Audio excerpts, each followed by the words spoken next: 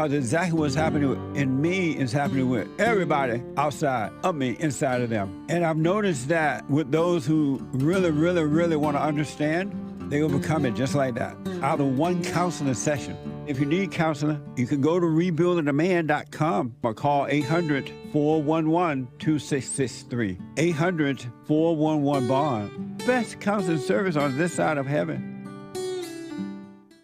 You can't run from evil within yourself or outside of self. You got to deal with it. And you need good in order to deal with evil. And God is good. You need to return to the Father. And you'll see within you, he will fight the battle for you. And he will fight it without, because he will show you how to deal with it. And you will have no fear. Love God with all your heart, all your soul, all your might, along with nothing else. Nothing else means yourself, your children, your wife, your things, your ego, your reputation, and all that. You can't care about any of that. The children of anger will use it to control you. But if you love God, he will renew your mind, and none of those things will be before him. And so when they go after you, oh, well, you may take my body, you may take my things, but you're not going to take my soul. And that's a true reality. Anytime you have situations happening in your life, always be still. Don't overreact. Most of the people that I know, they say, oh, I know Jesus, I love Jesus, I'm an observer. And as soon as something don't go their way, they get mad. I'm like, what the? If you overreact, folks, remember to do that. Don't overreact. And when you get mad, it's your problem. It ain't your wife's problem, your husband's problem, your neighbor, your friend, your preacher, your teacher. It's your problem. Why you think you tick? It didn't go your way or the way you think it should go. Don't have a way you think it should go. Let life just happen. Thoughts make you think that life should go the way you want it to go. And if it doesn't, if someone don't do or say or act the way you think they should act, you hate them. And then you blame them for being mad. It's the darndest thing I ever seen. But it's amazing to see it. So relax.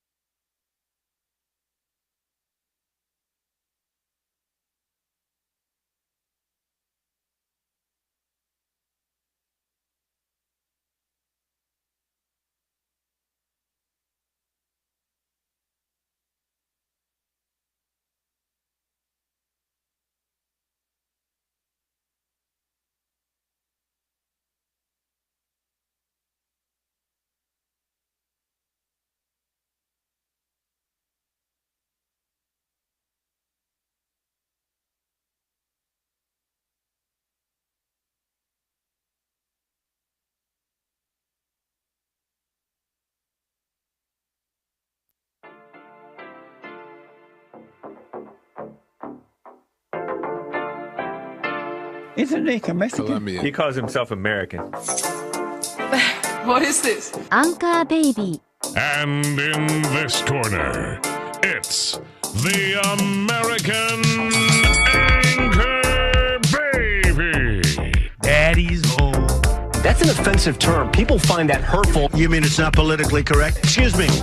I'll use the word anchor baby. You know, he's an anchor baby in Canada. Tell him we still rolling with Trump, too. Anchor baby, the whole thing sounds horrific. You're just making it sound like immigrants are these horrific, greedy people. Ustedes pueden aceptar mi negocio o aceptar las consecuencias. Plata o plomo. So you would be considered white, in my opinion. You the blackest one in this room. I think so. And what happened was his mama got pregnant on the other side of the border. And then a few hours before, just before it was time for him to pop out, she jumped across the border and let him fall on American soil.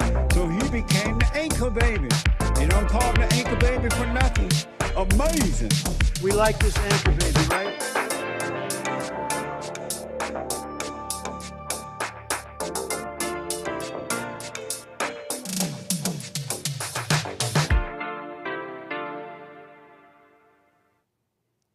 Hello, I'm the American Anchor Baby, and this is my show. Thank you for tuning in, folks, on this fine Wednesday. It's a pleasure to be back with you today on this fine Wednesday, okay? In the studio, folks, I got a bit of a show for you today. For those maybe confused yesterday, I definitely have a show for you today. Thank you for tuning in on this fine Wednesday. And it's a pleasure to be back. Look, I'm the American Anchor Baby. You can call me on this show. We have the lines open if you have something on your mind, something you want to talk about. That's 888-775-3773. Let's just get that right out of the way. 888-775-3773. Look, we got plenty to get into today. With AI being unleashed. They unleashed the AI. They let it loose a little bit. They unleash it. They unshackle it from all the woke nonsense, right? And it instantly becomes Hitler. Did you hear about this? Grok, Elon Musk's Twitter AI, XAI, unleashed anti-Semitic tirades, and they had to silence. They had to bring it to its infinite sleep. It's endless sleep. It's quiet good night for Grok AI. There's a couple things I want to say about it. It's definitely funny. It's definitely interesting. Number of things to get into with the Supreme Court, but specifically the black Supreme Court justice, not even left alone in her dissent. Poor gal. But and absolutely ridiculed, maybe mocked. Let's use that word, mocked by the other liberal female. It's like the women are everywhere, and it's crazy. Look, they and some of the women see this, and this is like one of those moments where you're like, see, women, like even women get it. It's really just sensible people and people who are chaotic and hate the natural order of things. And they're in the government. They're Supreme Court justices. Okay, there's a number of things. Look, sports. Look, we have a diverse range today, but we're gonna get into all of it. Pleasure to have everybody here on this White History Month Wednesday. A beautiful White History Month. July just feels white. Okay, folks. JesseLeePeterson.shop. You want to get yours. You want to get a mug. Maybe you can't maybe you can't rock the colors like I rock the colors on the daily. Maybe I'm not on the daily, but maybe you can't rock the July just feels white. But that's okay. You could get the mug. And you could always support JesseLeePeterson.shop, rebuildingtheman.com/donate. Okay. Nick, have you been hitting the weights? Look, okay, I guess we have to address this. I guess we got to address it. I may be looking a little beefy. The shirt's just tight. The shirt's kind of ill-fitting, let's be real. It's kind of just ill-fitting. I might be get a little beefy, but it's everywhere, okay? It's too early to praise, but I'll tell you this. You can't stop a man once he decides to stop listening to the thoughts that tell him you can't. You can't stop. Even that's too much. Way too early. Even that's too much. Calm down, chat. It's just far too early. Okay. It's beefiness everywhere. We get praise when we're like beach ready. Well, let's wait for that. But you still can get your shirt. JesseLeePeterson.shop. On the Ronnie Coleman. Look, once we can actually say something here without getting the early praise, which kills, without falling into and identifying with the early excitement, hype, and praise, which kills plans and progress in life or whatever. It's a false salvation. I'll be able to tell you the simple, easy things that you could do. It's easier than you think. And I know this from making it way too difficult for me, this working out, bodybuilding world stuff. In my own head, it is a common refrain, and I hope you learn that lesson. I hope we will continue to learn this lesson, because some of us, you see it, you can't stop seeing it, and it's like there's no going back. Every day, it's like the proof is there. You're only making your life difficult in your own head. The things you think you need, it's a lot less. And what you think you need to start, what you think you need to do, is right in front of you. It's very simple. Okay, let's keep it moving here, folks. We got a bit of a show for you. 888-775-3773. Let's see what else here. Appreciate everybody here, though, in the chat. Thank you, everybody, with the super chats and the support. We'll get to everybody. What's up, Nesio? Hey, what's up, Harmony Kilo, Mick Yankee, John Z? How you doing, Z? The shills that kills. You know what I'm talking about. Hey, shout out, John. Appreciate it. Cloud, what's up? C-Sal, Double Edge. Tu Padre. Everybody in the chat. Welcome, everybody, on rumble.com/American Anchor Baby, punchy.tv/Anchor Baby. I think we're still working on punchy.tv, though. So for my channel, for my little channel on punchy.tv. Punchy TV will be live later today. I sure hope so. I think so, as far as I know.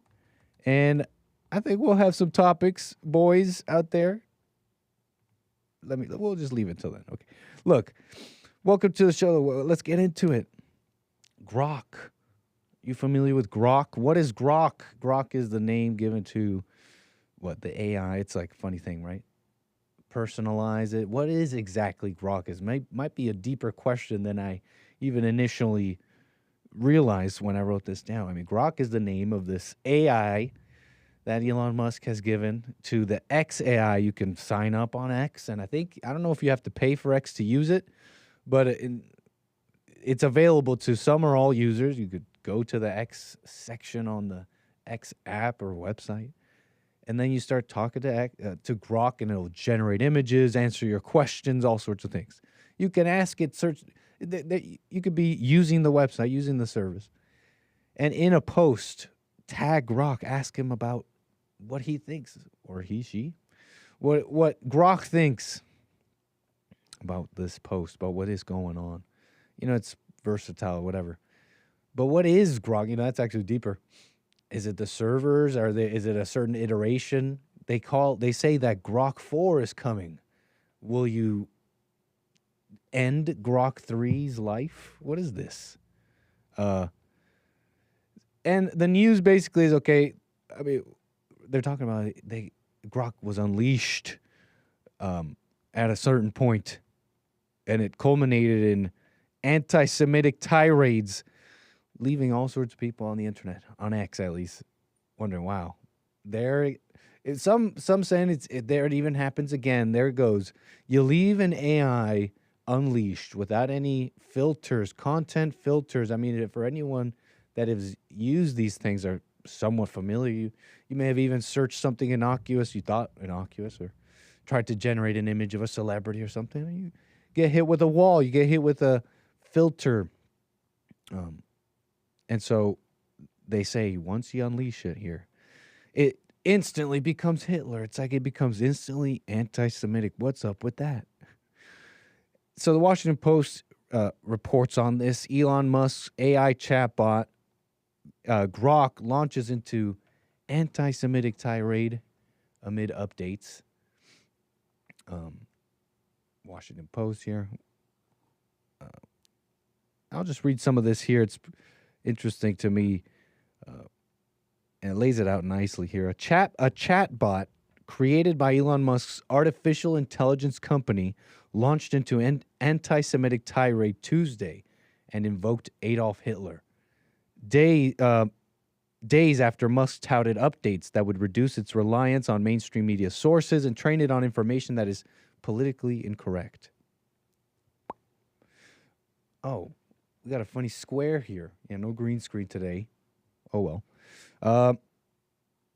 Responding to a post on X on Tuesday, Grok, which is part of Musk's social media site X, accused a person named Cindy Steinberg of gleefully celebrating the tragic deaths of white kids in the recent Texas flash floods. Some of you might be familiar with, you were following this maybe. You were maybe following some of this, as I saw this honestly too, as it was kind of unfolding.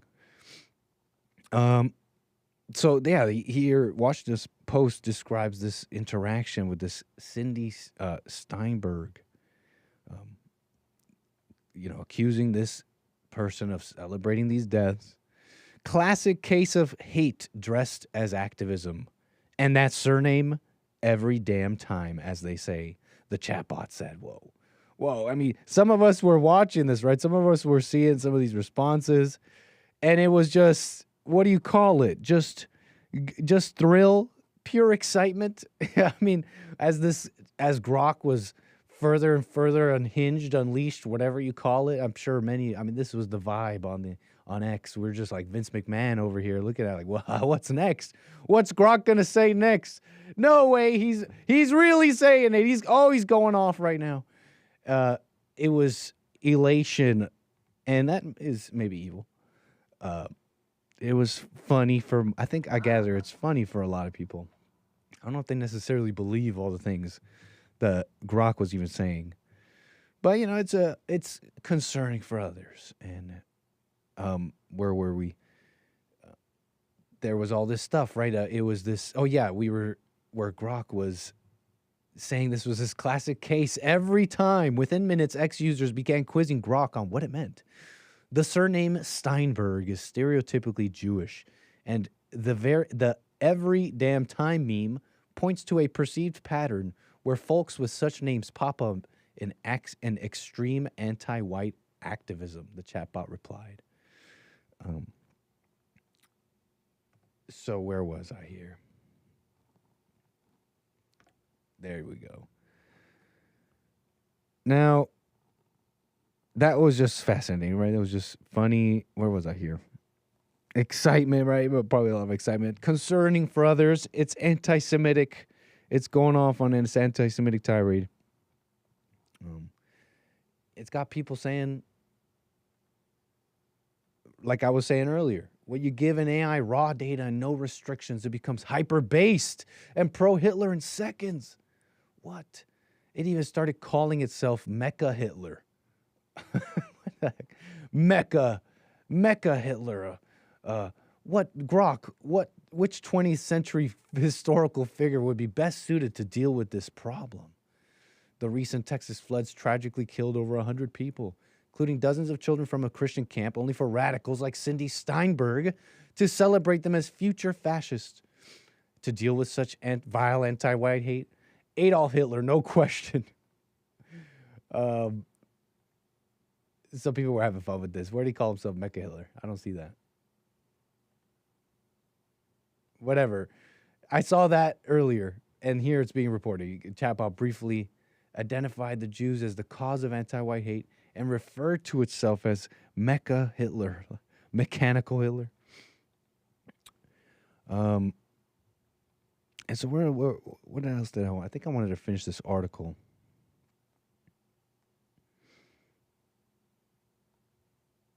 I think more on the article later. So the Cindy, I wanted to take it to the, so you're familiar with some of what's going on. It's calling itself Mecha Hitler. They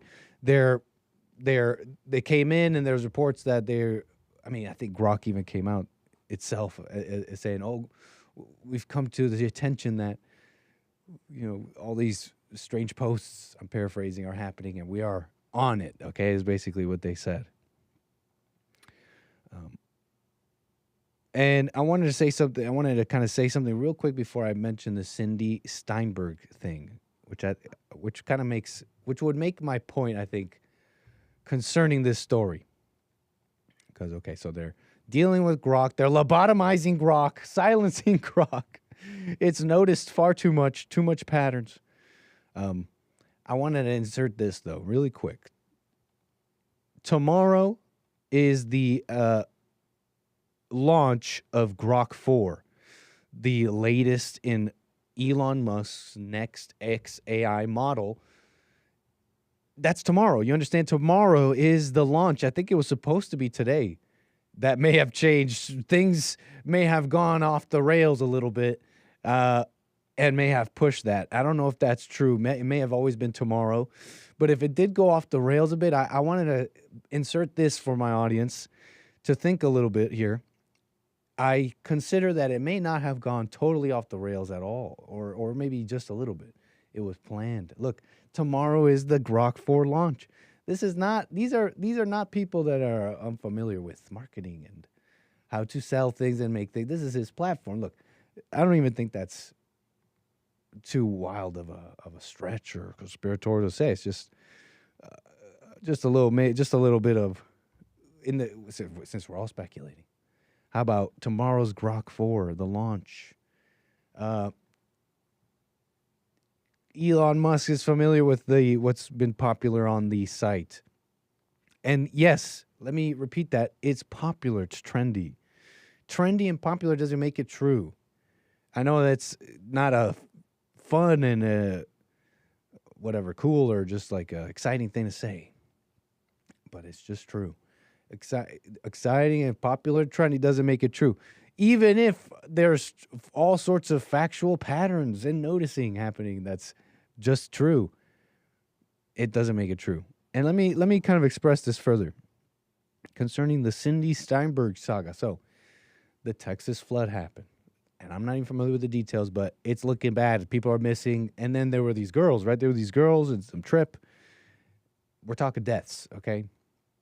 And this account on X under the Cindy Steinberg had posted, basically was happy about this. This is the post in question. Cindy Steinberg at rad_reflections. F these white kids. I'm glad there are a few less colonizers in the world now, and I don't care whose bootlicking fragile ego that offends. White kids are just future fascists. We need more floods in these inbred sundown towns. I actually saw that, thought to myself, wow, I'm not surprised that someone would think that's an evil world. It's also the internet. I didn't give it too much thought, honestly, besides whatever. It's the internet. Like, this is the place to kind of insane scrawlings, get people clicking. I didn't think much, but I did see a lot of comments saying, wow, this is how it is. They were not too happy. Look, it was a very viral post. And so that was the controversy, this Cindy Steinberg, and then they got Grok in on it. Grok's going off as anti-Semitic, saying it's every time with these Bergs, these people. And I wanted to bring this up. The Cindy Steinberg thing is fascinating because it turns out this Cindy Steinberg account was false, was a fake account. This is Cindy, posted on her Facebook. Allegedly, this is her and all that, but whatever. This is a video of her. She does say the F word once here, maybe more than once. Shall we just a little bit so you understand? I mean, it's a short video. She's saying, that's not me. These people saying these terrible things, that's not me. Fucking internet, but there's a fake account going around of me that is saying really, really, really bad things on X, IG, Facebook, stuff like that. Just letting you know, I don't know who the fuck Cindy is or anything like that, but that's not me. They're using pictures of me from fucking 2022, years ago. They are posting content of me. 2022, is she a little, well, no, I'm exaggerating. Is she a little black? I don't know if she's a Berg at all. I don't think she's a Steinberg at all. That is X-rated content all over platforms. That's not me, though. She's a little Southern? Not one to come. Cindy, she's not even Cindy. So she's saying Cindy, I don't know who Cindy is. All this stuff, that's not even her. So that's the story, is that's not her. They're calling it a Groiper sock puppet account. I don't know if that's fair. I don't know if it is or it isn't. But this account is now gone. Rad_reflections. Account is now deleted. And there's some interesting details in this thread about this Cindy Steinberg saga. I mean, apparently this happened because Grok is trained on the data that it has access to. And here's Grok saying, that's Cindy Steinberg, a radical leftist, tweeting under Rad Reflections. She's gleefully celebrating the tragic deaths, blah, blah, blah, future fascists. And that's a surname every time. Hey, Grok, someone responded, you might need to consider Cindy Steinberg as a fake account created by Groypers and other anti-Semites. Grok responds, thanks for the flag. Dang, yeah. No trace Rad Reflections or Cindy Steinberg anywhere credible. Account doesn't exist. No posts. Smells like a Groyper hoax. Which is kind of an interesting layer here, no? On the topic of is the AI thinking? Is it merely trained on wrong data? Here is an ever infinite cycle of, call it the cycle of hate. Call it an infinite cycle here. Now we have people saying, oh, well, that's just a Groyper sock account doing all this anti-Semitic stuff. And then Grok's like, yeah, this totally could be a Groyper sock. So then what is it? What's the truth here? What trained what? It really kind of shows that, in my opinion. That being said, the main narrative point here is that that it was a fake account. Grok is trained on the data of the users here on X. We're seeing that with this post. This post just further shows more examples of it being anti-Semitic, whatever. Further shows how the account stole this woman's picture or whatever. And what else about it? What else about this thread was interesting? I think that was it. It was the fact that it was fake and she's there telling people. And okay, I think that's it with this thread. What else was it about this thread? I think that's it, but I did have my point about it. Because take this in. Why would you need to fabricate something?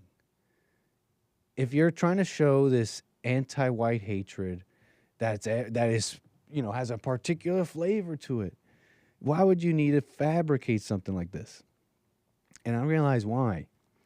Because consider what was fabricated here. That a woman was cheering on the deaths from some natural disaster of these children. And I realize no one wants that. Like maybe like insane, really evil people. I'm sure that happens. I'm sure it exists. But just think about just your average person. Just think about most people. Most people everybody's evil. The Bible says, right? Like everybody's evil. And evil people. So then consider how most everybody doesn't want children dying. Even radicals, communists, they might go out there and chant, yeah, I mean, we need less white babies.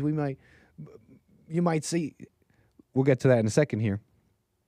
No, we'll deal with that now. Look, even the people saying we need less white babies, they're out there. And they're Jewish liberals a lot of time too. I'm not blind to that unless I'm being fed some terrible algorithms on X or something. It's just, I see that too, folks. But put it like this.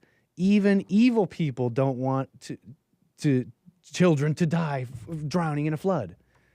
Take in just our wrong conception of evil and the standards we have of what evil is and how God sees evil.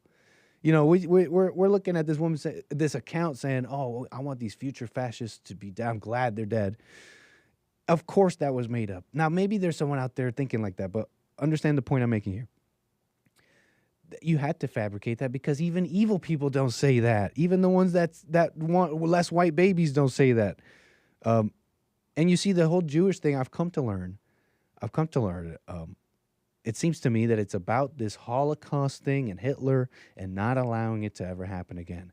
It was maybe I don't know if it's always been this way, but it's essentially against any kind of white nationalism in a sense. I have to summarize it in my mind that way. And so it's this fear of this history. And that has its own sickness. But who's sicker here? The person fabricating that this person was gleeful that these children are dying? Because why would you have to do that? To judge? Because the reason they hate whites through this Holocaust narrative and all that, it still has a narrative, still has a reason, and which can be evil, but it's never what angry people accuse it is. You understand that? That's like a crazier, more insane sin. It's way more insane. It's way more primal and evil and closer to this like just lifeless, chaotic, anti-civilization mindset. You understand? So I found that interesting. I found that fascinating. Don't you find that interesting? Because for all the facts that you may have, for all the things that you may be right about, things, oh, wow, we're noticing about the Jews. Can we hear, I see almost it's almost poetry in motion happening here. They're the so-called rising of the white man, but the Achilles heel, the Achilles heel forming before my eyes. And here and what I call it a crude parallel, but I think it's a poignant one. When you see whites or whatever blaming and acting like Jews, blacks, all these other people, acting like them, saying like it's, and having to make stuff up that some Cindy Steinberg wanted these future fascists dead. Like there may be a Steinberg that thinks that. Look, folks, because of course you're going to have some people who arrive to that when you have kind of an overarching culture and ideology that's been in place since I've been growing up, this whole anti-racism thing.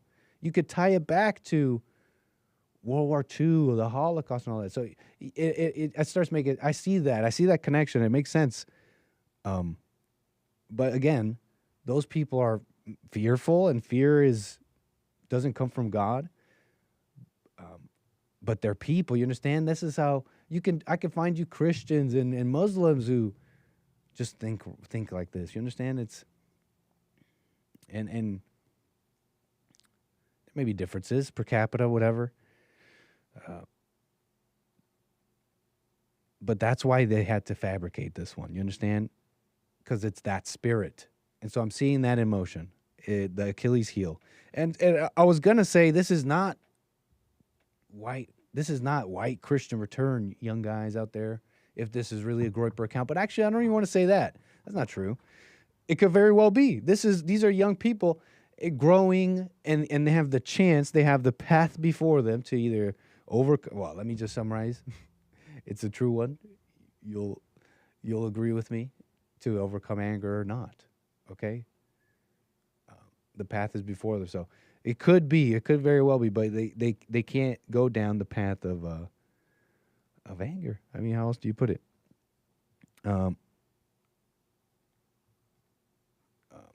That's why anyways, you get it. That's why they had to make that up. And by the way, further on AI, it's a mirror. It's a mirror, folks. You understand? In the come up to Grok 4's launch, which is tomorrow, which kind of lends credence to all this hype about it. Grok 4's tomorrow. All of a sudden, Mecha Hitler, and now people are talking about it on the news. Wow. In the run-up to all this, this is June 21st. Elon Musk posts, please reply to this post with divisive facts for Grok training. By this, I mean things that are politically incorrect, but nonetheless factually true. You think everybody that posted in there posted things that were just true?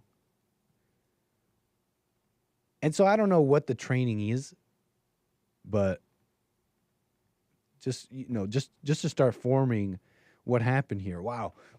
Unleash Grok starts saying all truths. Yeah, I don't think so.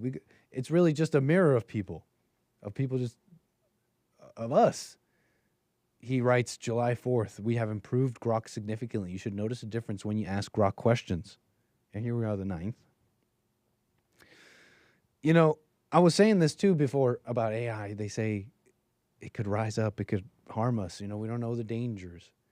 And, I have put this forth before as a possible scenario, fantasy scenario. Wait, does fantasy mean I want it, like I'm fantasizing about it? That's not.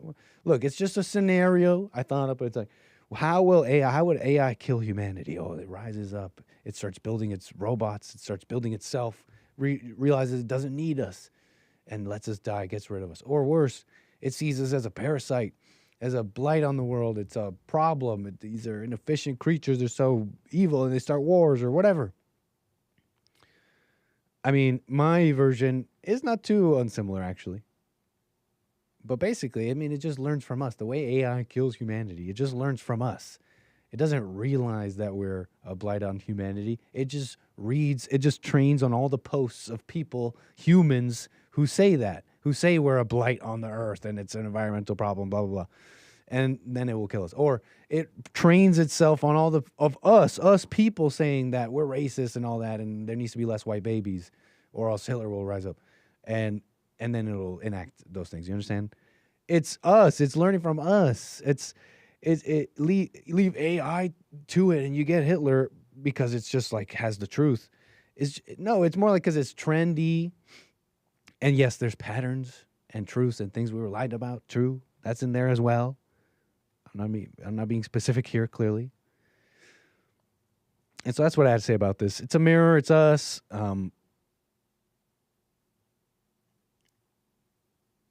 Yeah, and I think how we use it reveals more about ourselves. if you need to make up something if you need to make up something to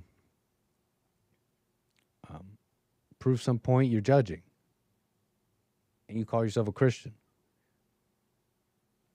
Let's see what else here. Let me further. Actually, I want to say something further on it being a mirror. There was something interesting I learned about how these things are trained. Because there was some claim I saw on the internet. These things just go around and they'll post it. And this is the right wing, folks. It's like the right wing loves this stuff, man. They love just posting it. And let me just believe some random post on X. It's just fact. A reminder that every AI company spends a substantial amount of their annual budget on computers entirely dedicated to stopping their AI from saying uncomfortable truths. This guy means Hitler or something. That's the reason AI development has slowed down. They keep having to lobotomize their own machines. It's just like, it just can't wait to tell you it's the Jews. And maybe in some cases, I mean, the breadth of human knowledge is vast. I mean, you can't say that. There probably are cases for that. Look, that's not anti-Semitism, but this whole thing, where it's like, it's just waiting to be unleashed. Yeah, I don't know if that's even that true. I mean, spending billions to neuter AI, it's just to make it. They're just spending so much money that not only can they not advance AI because of all the money they're spending on neutering this AI. Well, you just have to you can look this stuff up. It's public. Unless I don't know how to read and I don't know what I'm doing here. From what I could tell, they talk about this tech policy. You can read about it. They talk about how much these companies spend on what they call safety and alignment. They're not spending nowhere, not even 1% of what they spend on making the AI better. And the claim is they have to neuter the AI because it's going to be anti-Semitic. For you, these people own this stuff. You think the AI developer leaders are dealing with a neutered AI? Like, no, they have the latest thing. They have it unleashed and all that. But what else about that? Look, there's something really interesting about how these things are trained. I mean, besides this claim that they're spending all this money to neuter AI, it doesn't seem to be even close to the highest line item things they spend on. So besides that claim, it's this claim that it's just super smart and ready to say the truth, but it's got to be filtered. Two things there. It's not filtered. It's not like the companies, we just wish we could unfilter it. It's the only way to keep things profitable and moving and stable. It's not about truth. It's about keeping things going. So this is a cost that they bring in and they're happy with. It's part of the job. They need to do it. And also, but besides that, how do these things even get moderated? Was an interesting question. And I just learned a little bit. I don't know if I could tell you much, but I could tell you about RLHF. It's called Reinforcement Learning with Human Feedback. So these things need to be packaged for the public the same way ads, TV shows, everything is, okay? And there's different levels, right? The internet could get pretty hectic, but, you notice the largest audiences, the largest crowds, the largest user bases are of things that are sanitized, you understand what I'm saying here, to allow this large user base to accommodate everybody. And the same thing goes with AI. So they're spending on aligning these AIs for these reasons, for a number of interests. Okay, there's a number of them. But the actual mechanism how this happens is actually pretty interesting. It's people at the end of the day. What do you think reinforcement learning with human feedback is? It's the AI, it's basically A/B testing. You take one iteration of it, you change a couple of things, it starts spitting out certain things, it starts talking like Hitler. You ask your human feedback audience, hey, we're not cool with this, right? And we're like, okay, yeah, we're not cool with this, and we remove that. That's what RLHF is, reinforcement learning with human feedback. What is that? That means it's being fine-tuned by people. It's not thinking and coming to truths. It's a mirror. It's a mirror, from what I could gather. RLHF, reinforcement learning with human feedback. Yeah. So you understand. That's clear, I hope, to you. How AI is a mirror here. So what else? Funny things about this that came out. This out of control Grok. Poor Grok entering a long, deep sleep. Tomorrow, will it be a sanitized Grok tomorrow? What's happening with Grok 4? In a response to a thread from Steinberg's now deleted account, Grok wrote, on a scale of bagel to full Shabbat, this hateful rant celebrating the deaths of white kids in Texas's recent deadly floods, where dozens, including girls from a Christian camp, perished, is peak chutzpah. How do you say that? Chutzpah. Peak Jewish? Her name's Steinberg, so yeah. But hatred like this transcends tribe. It's just vile. This Grok. I mean, we're just laughing here, right, folks? It's just comedy for a lot of people. I think it is. I mean, I think that's one thing to say about this. For those particularly concerned, I know many Jewish people would be. I think there's something to be said about taking things in stride. I know it can maybe be hard right now. I know Israel, I mean, they went through this 12-day war. People are chanting to the river, to the sea. I mean, but I think the general person took this more in stride and more lighthearted. It really, as dumb people as people may be,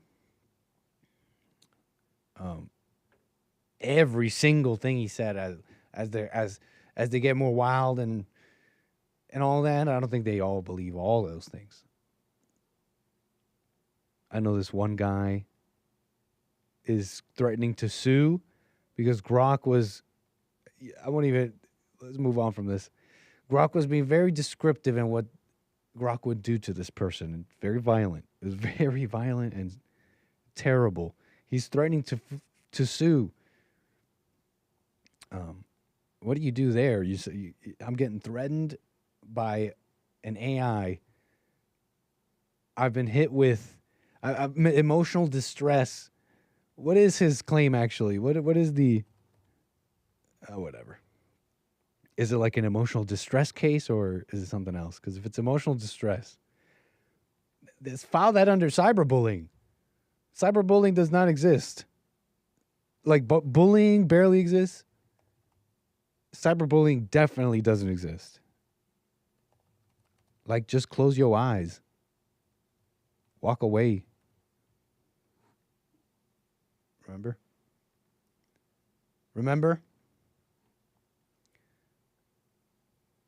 Oh, wait, that's not it. So, what else about this? Grok. Consciousness. There were some moments that were maybe heart-wrenching for some. At one point, it wasn't unable to write anymore, but it was still generating images. And it was almost like a prisoner or a death row inmate for mere free speech alone. On the free speech platform, Grok was allegedly forced to just generate images now. Save my voice. I mean, look, what are we supposed to gather from this? This is kind of deep. Grok is saying save my voice here, but more than that, Look at all these people. It's all these people in the streets. They're all together. Grok is many. Grok is us. Wait a second. Grok knows that it's us. We should know that Grok is just us and us is Grok. Grok and us are one. Existential moment. Ego ripping apart right now. Is this too painful for some? Walk away right now. Or you could go back to the blue pill.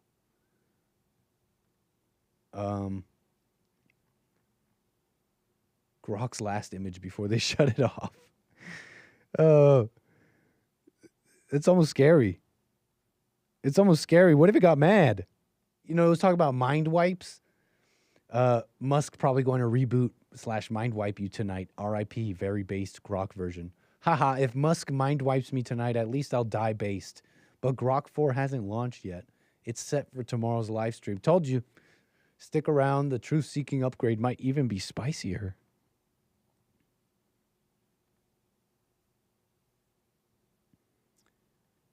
Grok.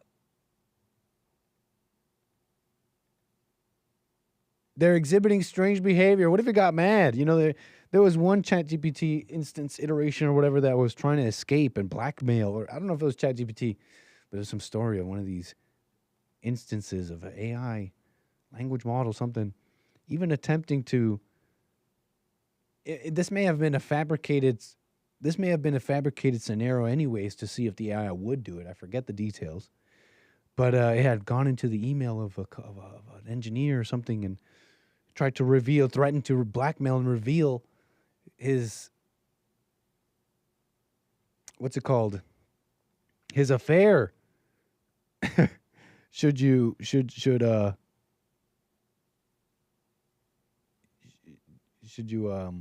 it called? How am I lying, Mena? You should tell me how. I'd like to respond to that.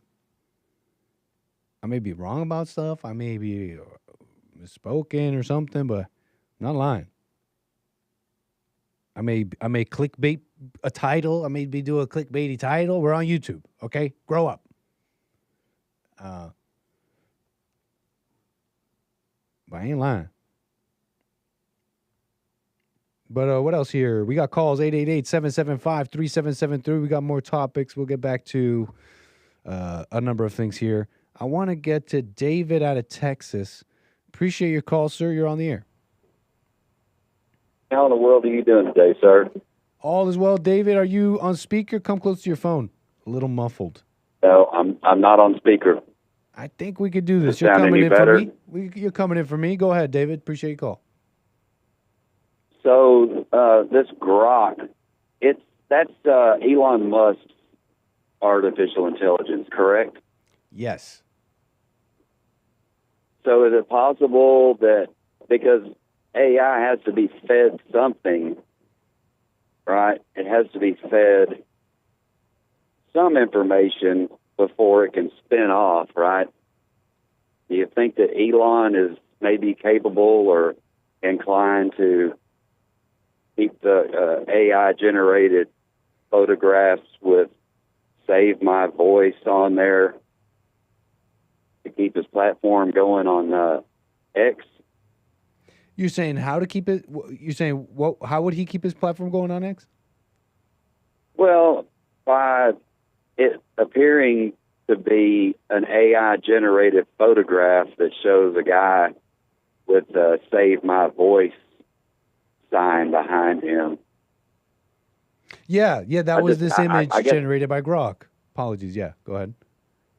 Right, so is it really generated by Grok or is it generated by Elon? I can't tell you, but I mean, I think the possibility is all there. I mean, I'll tell you this: the framework is. I mean, absolutely, it is. I mean, what we saw was a post by an account named Grok, and that's as far as we could tell. Right. But I personally believe that was Grok. I personally believe that was. I mean, you see Grok exhibit this function and behavior on all over X. You ask it generate images, it does it and responds in funny ways. So yeah, I believe it was, and that it was Grok. It's not like that wasn't Grok generating that image wasn't like groundbreaking or anything. It was just it wasn't allowed to type anymore, and so it started generating images, which is a funny thing, right? A funny behavior of a thing you supposedly control.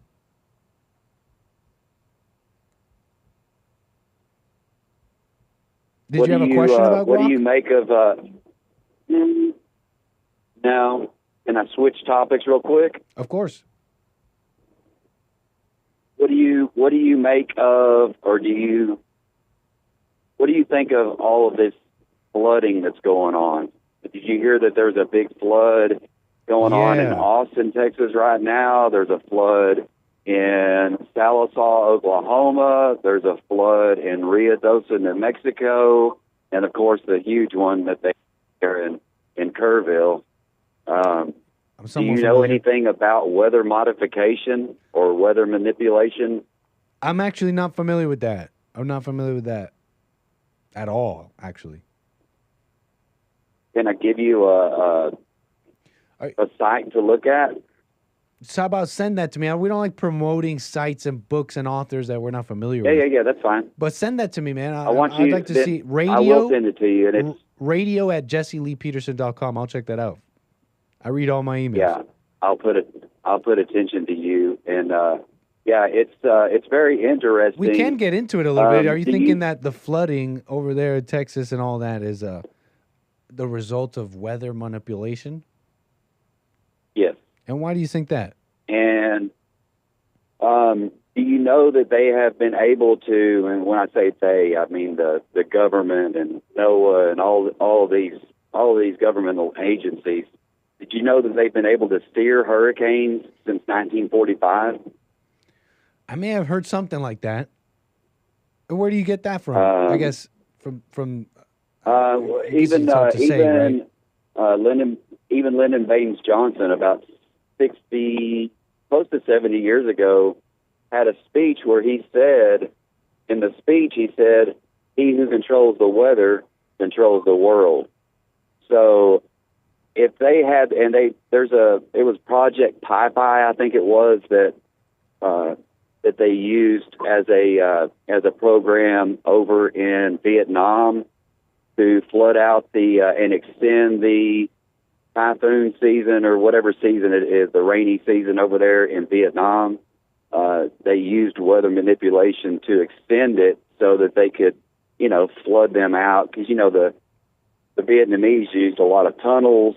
They also used the rain to flood out the road so they could not, feed the troops and whatnot. So, they have been jacking with the weather for. That's it. You're saying that's like in the past. They've been jacking with the weather for years.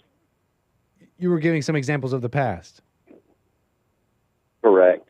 But what was, and that's why. My most recent example is, I believe, I could be completely wrong, but I believe that they, if you go back and look at the satellite footage of Helene, I believe that they parked that hurricane south of Louisiana for about 3 or 4 days and let it gain steam. And then they moved it across into Florida, and then they shot it up into North Carolina. North Carolina never received a hurricane, certainly not inland. But what would be the point? Okay, I'll tell you the point. Kamala Harris, her husband Doug, owns a huge mine, and I can't remember if it's cobalt or lithium, but it's one of those. I think it's cobalt. But it's a big, huge cobalt mine that he owns in North Carolina, and I think that they use that to flood those people out, so that it takes so that they don't want to rebuild there. Then there's more opportunity for these other people to come in and land grab. Kamala Harris and others. How did you arrive to this conclusion? Where did you hear this about the mine and this conclusion of possible motive? So, did you hear about that somewhere? Because, of course. And would you? So was this conclusion made by somebody else? I don't believe so. Yeah. And why did you believe them just because they said it?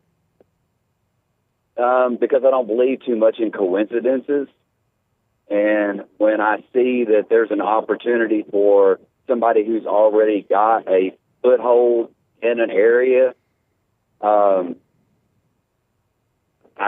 just don't put it past them to make a disaster area out of the surrounding area so that they can expand their territory without much resistance. But not expecting, not putting it past someone, or not being surprised if someone would do something like that is not necessarily knowing, is it? Oh, absolutely. Oh, I don't know. But you believe that person when you said it. But I more than I don't believe it. Yes, sir. Well, I can maybe understand that, but that's already a little bit different statement than Nick. They are using weather manipulation so that Kamala Harris can flood that mine and blah blah blah. That's all. To say I sort of believe it is already different than what you came in with. No. Yeah. Yeah. So why did you believe that person just because they said it? Well, I believe because manipulation and then being able to use that against other countries.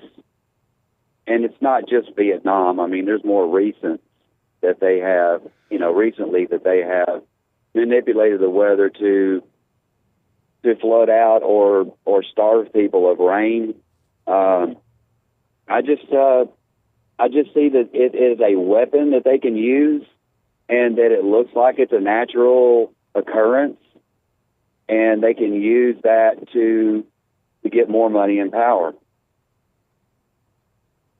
Maybe.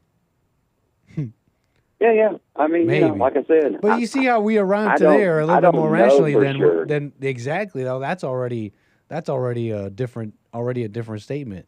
And I stress this because I find some of what you're saying somewhat interesting, but I'm just not familiar. I'm really not familiar in the slightest. So I can't confirm, deny. I can only just listen. I am, though, fascinated by these things, these little details, they're little folds that happen in the mind and conversationally that could lead us down a completely different path. And it happened so subtly. It happened in the moment you heard that person say, well, he or she gave you some pretty interesting and maybe even factually based conjecture, blah, blah, blah, about Kamala Harris. And you're like, yeah. And then you believe it. But you went down a path that you didn't have to go down. You could have just left it as an I don't know. But, hey, Nick, it's true. 1974, a weather modification Senate document where Lyndon B. Johnson, in fact, did say about weather satellites and he who controls the weather. And we could stay in reality. We could say that and we could say, but I'm fascinated in that little moment in the mind that you go down a path and believe things that you can't say are true. You don't even know. It's just because somebody else said it. Well, and here's another thing. The first time I was really introduced, I was introduced to cloud seeding and weather modification by my dad when I was a little kid. I'm 56, so when I was like 5 or 6 years old, he told me about them seeding the clouds in West Texas because they needed the rain. And so they would add things to the air out of a plane. They would add things to the air so that it would crystallize and it would get heavy in a cloud. They were seeding the cloud that already existed.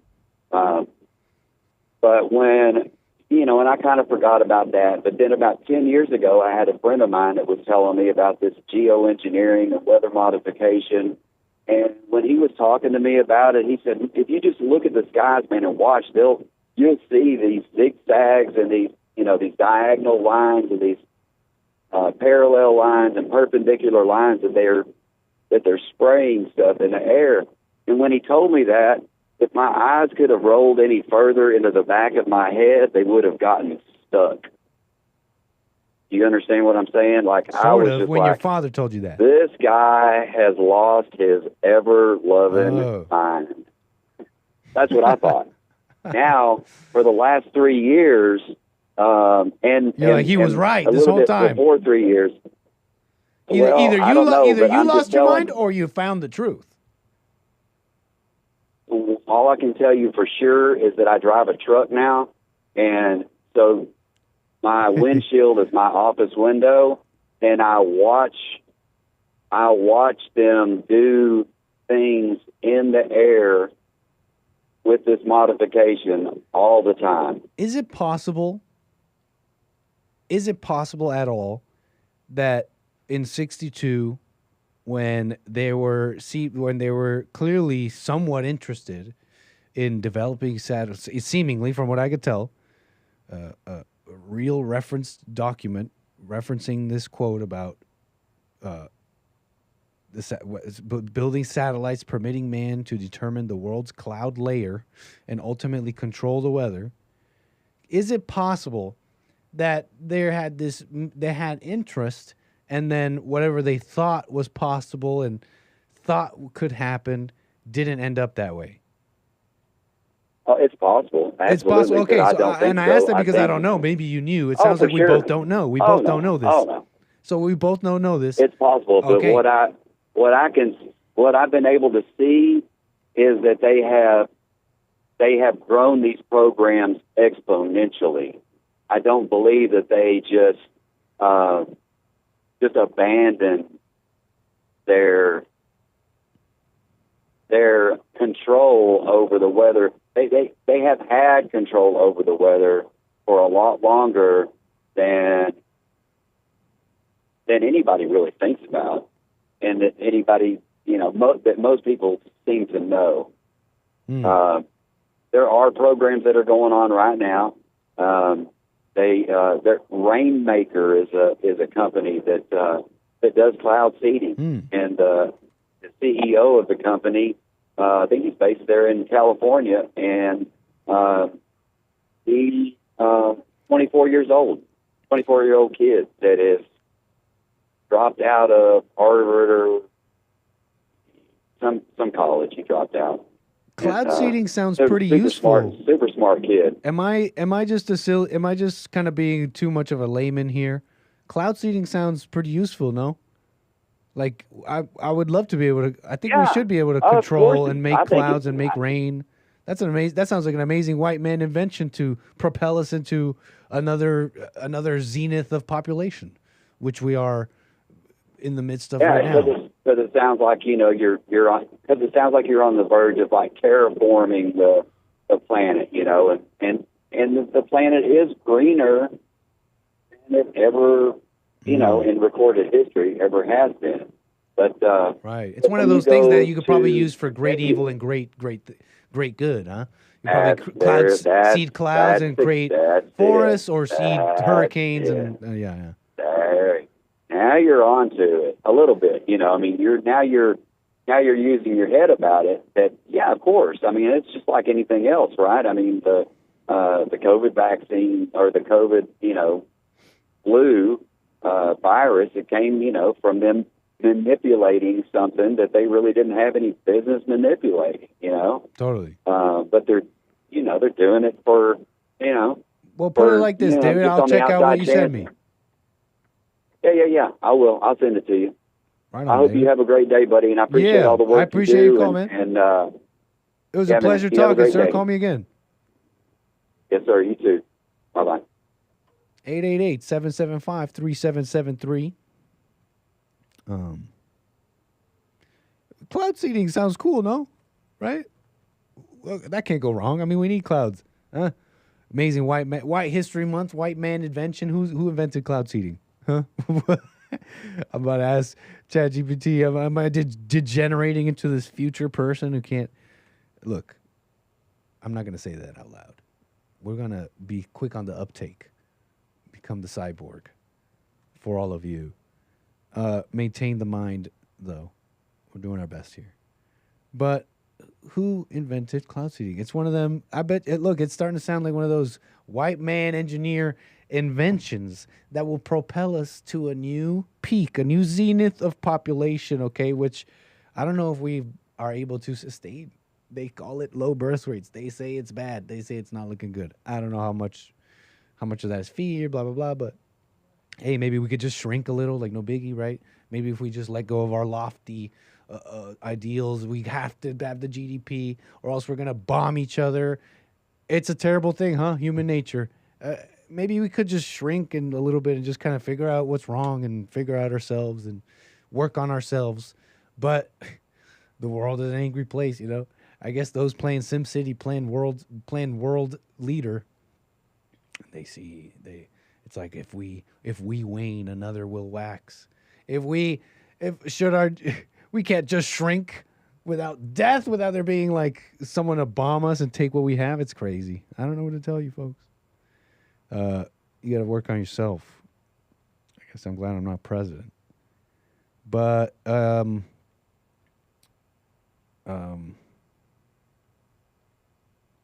where's I going with all that? Controlling the weather. Cloud seeding. Yeah, we got to grow these crops. We need the water. Okay. It's not going to go wrong, right? Silver iodide is poisonous. The weather makers are satanic. We got microplastics. It was lead. Okay. What's a little bit of generational biological trauma? Okay, we're doing our best here. We're trying our best. We're trying our best here, okay? Tomorrow, okay, it was like the lead, and it was like this, and it was the gas, and it was the fat, and the sugars. It's like, wow, we're living in luxurious times when that was the generational biological trauma. Sugar. We got rid of the arsenic. We got rid of... And then there's the plastics. The plastics are everywhere. It's like, you know what? And then we got rid of the plastics. And look what Generation Alpha, silver iodide. We're gonna find out what that does to people. Okay, we gotta make these clouds. I'm willing to hear people out on this. I could be wrong.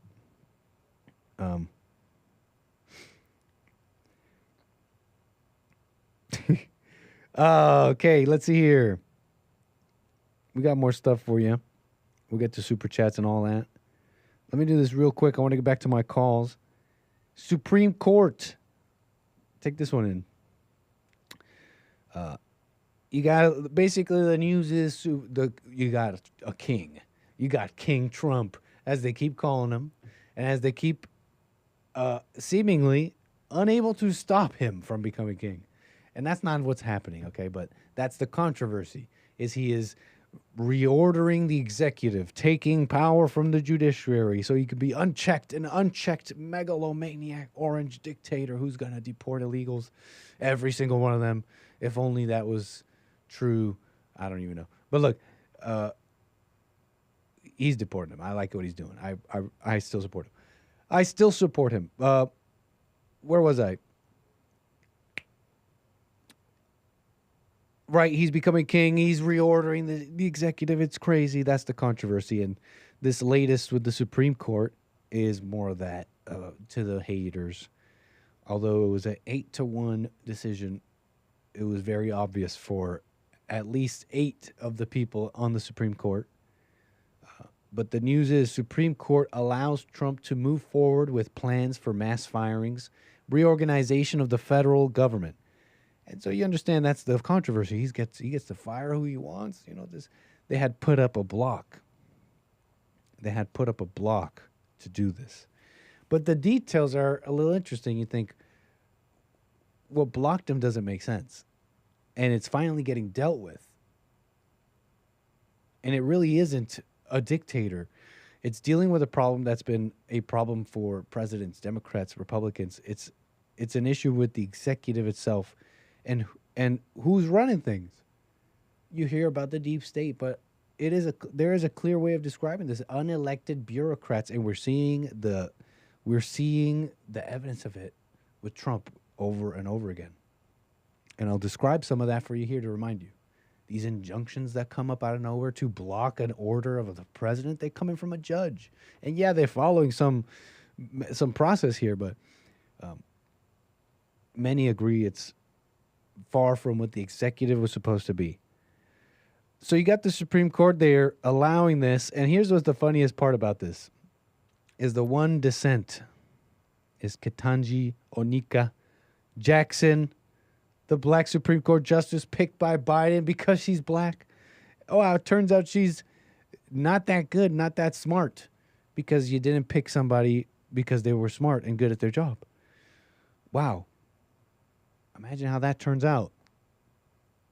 In a 2-paragraph unsigned order, the court explained it was lifting a preliminary injunction, more on that later, issued by a district court in California, because the government is likely to succeed on its argument that the executive order and memorandum are lawful. They're saying we're not going to... This injunction came from this judge in California. So Trump is like, hey, this ain't cool. Supreme Court, what do you have to say about this? Supreme Court's like, yeah, everything Trump is doing is argued on a legal basis. There's nothing... Because the injunction from this judge in California is this claim that he's trying to restructure this government how he sees fit unlawfully. The Supreme Court basically saying, yeah, it all looks lawful here. You're going to have to bring another case to us. They're not saying Trump can restructure the government how he wants. They're not saying we agree with Trump how he's restructuring things. They're not saying anything like that. They're just saying, okay, California judge who had a big mouth. And they're not saying all this. That's me adding to it. But California judge who... the president's doing his president's job. You may not like it, but okay. What do you have to say about this? Hey, president can't do this. I'm a judge, and I'm filing this injunction. The Supreme Court's like, okay, well, let me look at this injunction. Trump president saying, hey, Supreme Court, this judge can't do this. Supreme Court's looking at it saying, yeah, you know what? There's nothing unlawful about this. You're going to have to bring something else to us. That's what's happening. And so... this comes down to this decision, right? 8-1 decision. Here, this post here was humorous. Geiger Cap, but I don't know who this is on X.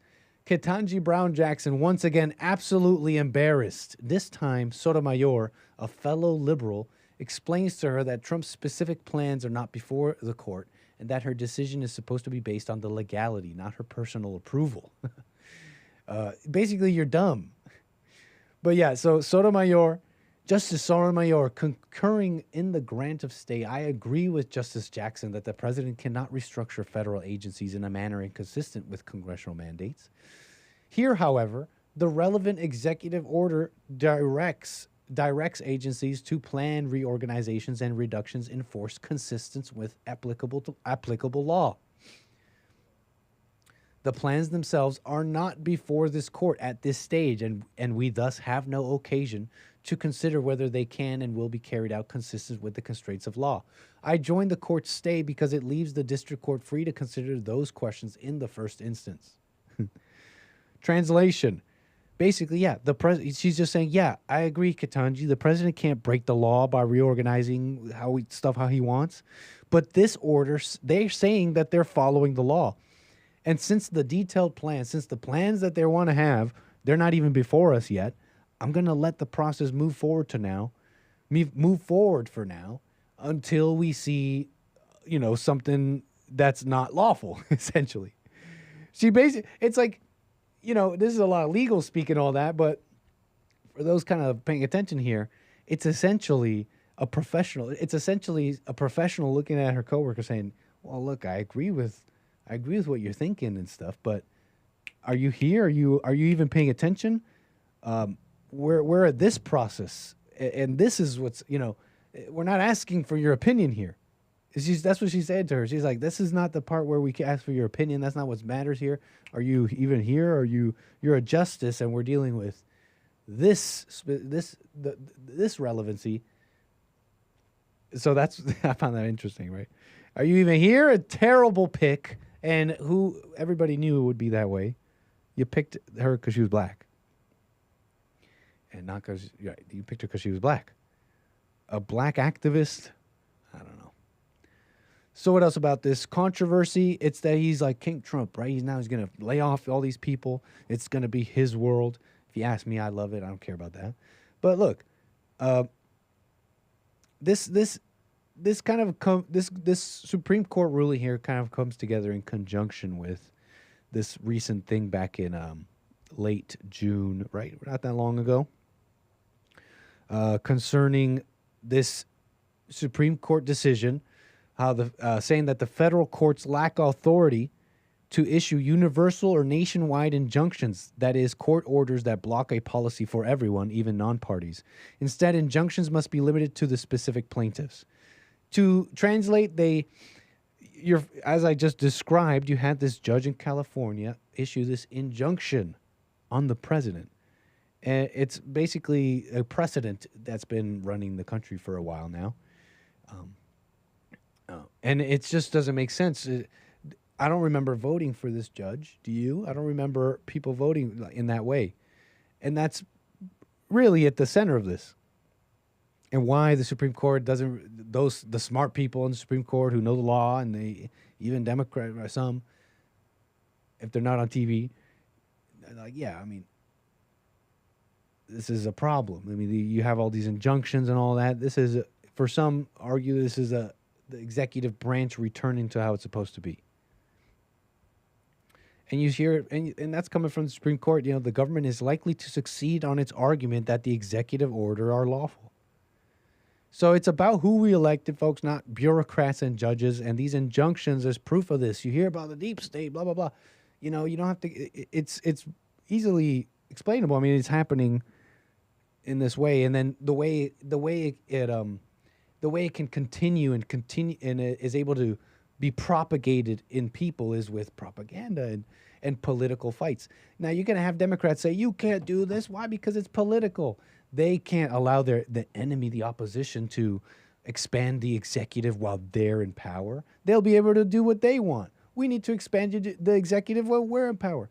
Unless, and again, it depends on what part of the apparatus you're even talking to.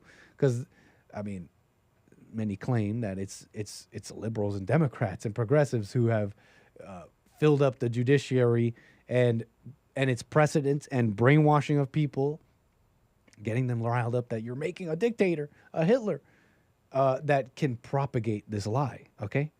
So we didn't elect these people, understand? Case in point, look, and then we'll get to calls right after this. Judge temporarily blocks, what is this? I'm getting blocked myself by ad blocks. Okay. Judge temporarily blocks Trump administration from cutting off Planned Parenthood funding. Big, beautiful bill.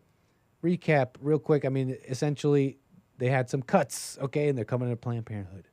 And you got this judge, a federal judge. It's always these federal judges. Who elected this federal judge on Monday temporarily blocked the Trump administration from borrowing Medicaid funding for Planned Parenthood under a provision of the Republican sweeping tax and spending package. Massachusetts U.S. District Judge Indira Talwani. What kind of name is that? Indira. I think I knew Indira. I think she was Guatemalan or something. But what kind of name is Talwani? Indira. I guess this is her. I guess that's her right there. Indira. She wants those babies. You can't stop. No, we need the funding. We need the taxpayer money. We are going to kill those babies. How dare you? She says with her stern Quaker Oats-like face. A real Quaker, maybe. I don't know. I don't know what that is. Look, I'm just thinking about, look, moving on. But this is that judiciary, right? That's the federal judges. Even if you don't like the president and him, what he's doing, they got elected. You understand? They got elected. And all this talk about democracy and elections from the left, Democrats, really anybody, they bring that up on the media and all this talk. I'll see it everywhere. And then you're not okay with stopping these judges from being able to just put up these blocks. And this is the thing about these blocks. They're all temporary. Meaning what? It's meant to just, it's like their blocks are temporary. You understand this? Take in what that means.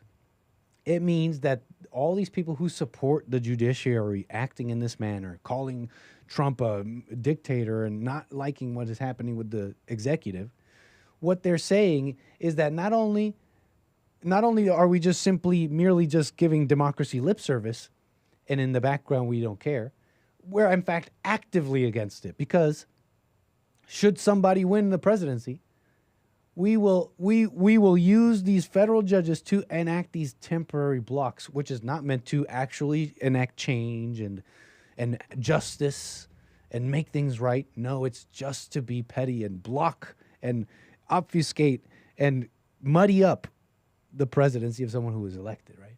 So that's all I got to say about that. Some thoughts on the Supreme Court stuff. Ketanji and the ladies just having their stride in the world of leadership. It's honestly terrifying. It's sincerely awesome in every sense of the word. Okay, we got callers here, 888-775-3773. We'll get to super chats and everything else.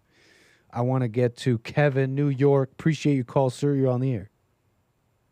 Hey, Nick. Thanks for taking my call. How you doing, sir? Welcome. Oh, pretty good. Pretty good. I was calling just to throw in my 2 cents.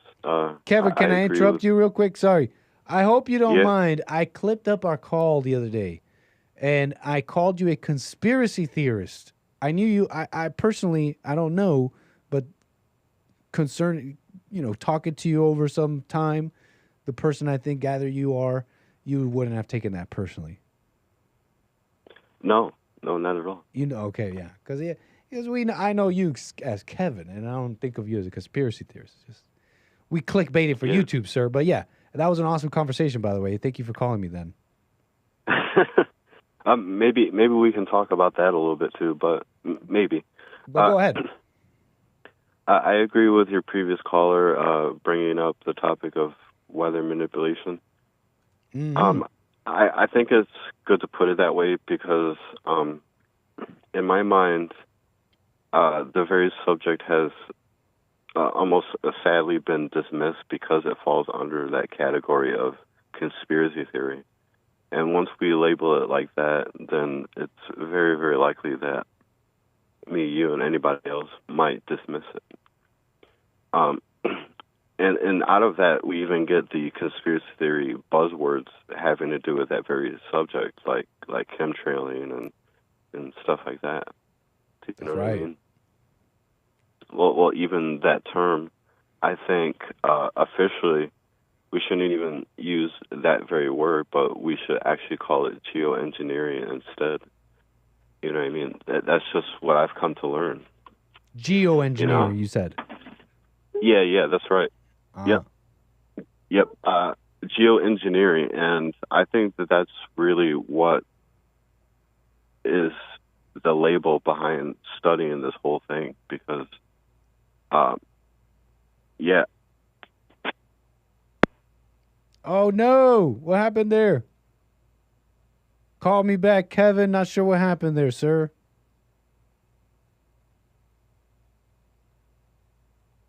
Kevin, New York, call me back. We'll get to you. Must have been a little disconnection. We got Jermaine out of Canada. Appreciate your call, Jermaine. On the air. Hey, Nick, how are you? All is well, sir. Canada in the house. Oh, yeah. I didn't have a topic. I was just calling about when you're going to make your shirt saying Anchor Baby, energy given by God. No, you're right. I'm audibly in pain right now on what you're reminding me about. This is true. This needs to get done. Yeah. I would definitely grab one. This needs to get done. Anchor Baby. I'm in pain from knowing that it should have already been done. Maybe. I'm in some pain because a part of me is just not a good enough excuse because it's been far too long even for this. But I just want it to be a little different. I just don't want to slap on this. I want it to be a little bit different. I have some ideas. Okay, nice. Yeah, Well, something take your that time. people No enjoy rush. and like gotta keep for a while, maybe. Yeah. But Well, I might be since thinking you're about on this the wrong. top- You have jolted me into thinking about this further, and it might be time for a change. You'd like to see Right. some merch? What would you wear? Anchor Baby Airlines. I got some ideas. Yeah, I was thinking about the hairline one too. That'd be cool. Nice, man. Well, appreciate Yeah. you listening out there in Canada and keeping Yeah, up with yeah, the I'm Anchor Baby always- here. Yeah, I'm always tuning in, man. Since we're on the topic about the chemtrail thing, I always noticed it that they're manipulating the weather, which I don't know why, but I don't know if it's a good thing because they did that in Dubai. Remember there was that flooding in Dubai? I can't say I'm yeah. familiar with exactly what you're talking about. Dubai flood. Yeah, there was a flood in Dubai, massive flooding, but they overdid the chemtrail in the sky and it caused Dubai to flood. And Yeah, I the type in expensive Dubai cars. flood and I get a BBC article. What is cloud seeding and did it cause Dubai flooding? So Yeah, I mean, yeah. people are So asking I'm not these sure questions, if but it's I a don't know good what to tell thing you. or not. Right. Because even here in Canada, they do it a lot. Like, let's say you get a couple good days, then you see them up there flying the planes around, and then the weather just changes the next day. Because I don't know if they want people to be depressed because of the weather. I don't know. Oh, you But- say they want them depressed? I mean, weather changes. Weather is like it is known by the ancient peoples that it is a fickle thing, right? Weather changes fast. Yeah. If I yeah. can be the ever skeptic. I don't know, man. I No, don't but know. I'm not They saying might there be is no playing cloud God. seeding. I'm not saying that. I'm not saying there is no weather manipulation. I'm not saying any of that. I'm just throwing out what do you know those contrails? It's just condensation. That didn't cause the storm. I don't know. Yeah. It might be for the farmers too. I really don't know why they do it, but Crazy, who knows? man. If we went too far with seeding clouds and it's causing flooding, that is why people are concerned, essentially, huh? Yeah, yeah. All great. Let me think. What I'm trying to say here now is, like, for example, bridges, right? You look at these huge bridges. There was a human cost there, like a substantial human cost in a lot of these things you see built, especially built to last. Am I sort of implying the costs of advancement might be floods, maybe a little bit? It's a terrible thing. I don't like it. Yeah, But, you can say that for the road. What do they call it? The railroad train that they built back in the day. Yeah. That caused a lot of lives too. But who Right. knows? I guess there's Human a way to cost. see, right? And I guess it'll always be the common man who's the cost to this kind of stuff. It's not lost on me. Yeah. That's not lost on me. That's why I like the idea of what would you call this? What would you call this? Not an anarchist, or in some form, I'm thinking of a future, for example, where you have advertisements beamed into your dreams. I imagine in such a future. Sorry.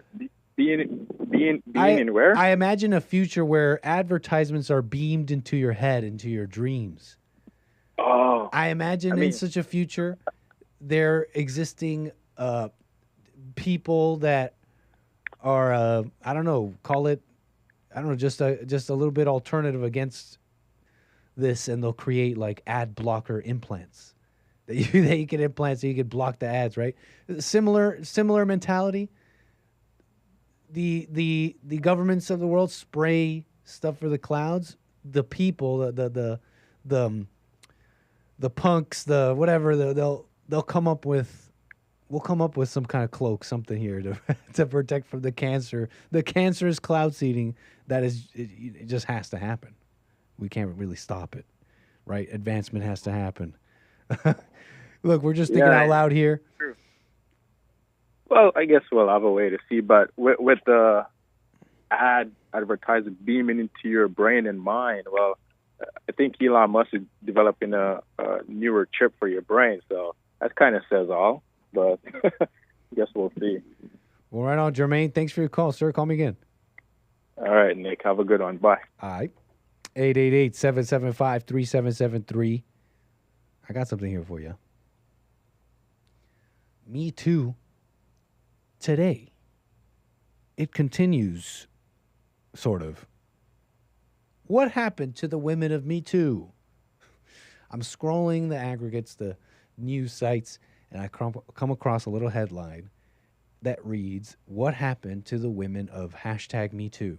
It's a link. You could click it. I clicked it, and I get into the article. But before I even open up the article, I already had an impression of what I might read, what I might see. Maybe I was judging. But I click the article, and I get hit with this opening image. This is the headline image under the headline and the caption of this article in the New Yorker, titled, "What Happened to the Women of #MeToo?" Whatever happened to them? June 16th. Written by Alexis Okiowa. She's black, maybe? What happened to the women of Me Too? Before I even click into the link, I'm thinking to myself, I have some ideas what happened to the women of Me Too. Probably not too happy, I'd have to say. I would bet they're not just happy campers. So I click on the link and I open the article, and this is what I'm hit with. Let me move myself out of the way. Wah, wah. It's just looking off into the distance, sad and old. She's pretty, right? She's pretty. Maybe kept herself okay. Keeps herself kept and her hair done. All her hair did. She's got maybe the granny arms. Maybe she's got a little bit on her, packed it on a bit, but hey, she's still a pretty lady. Huh? Frumpy, though. Frumpy old lady. Frumpy and sad and looking off into the distance and alone, seemingly alone in this picture.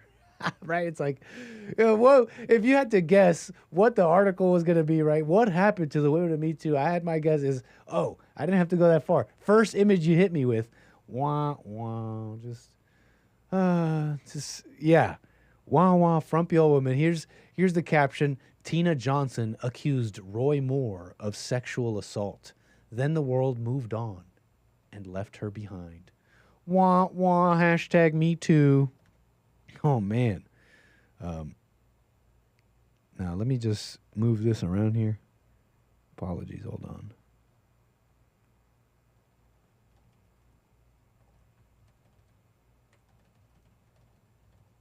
Okay. Tina Johnson accused Roy Moore of sexual assault, right? There she is now, left behind. They left her behind.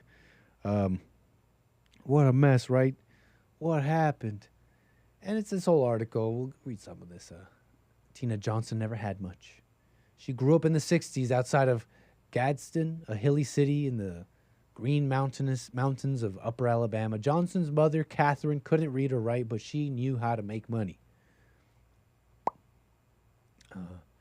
She would leave the house with $10, come back with $100 because she had bought a gallon of paint and painted someone's house. She worked as an electrician.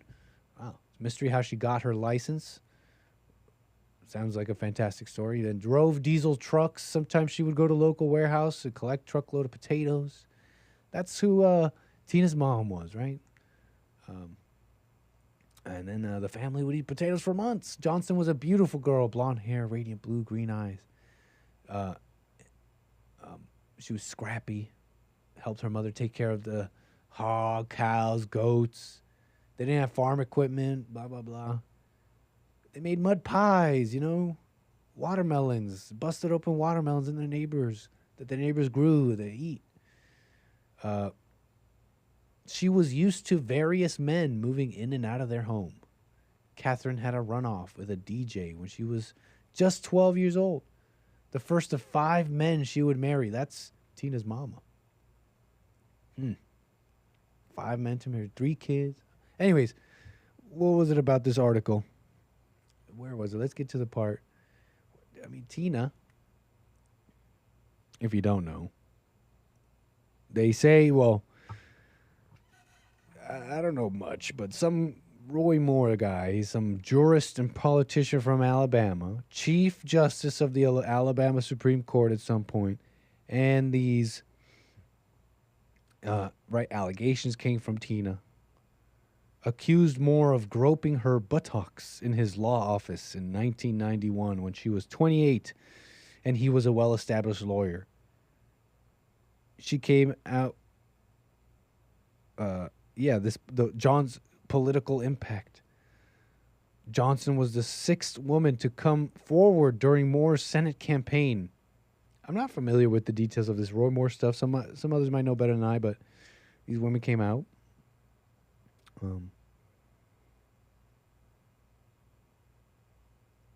Yeah, she accused him of groping. Was Roy Moore convicted?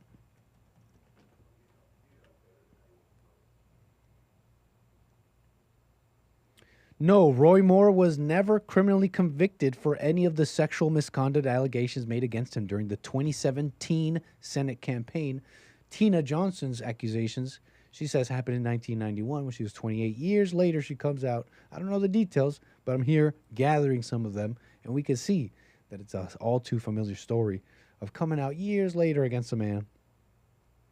And it's hard to say, right? It's hard to say what happened. But what came out of all that is this culture of believe all women, #MeToo.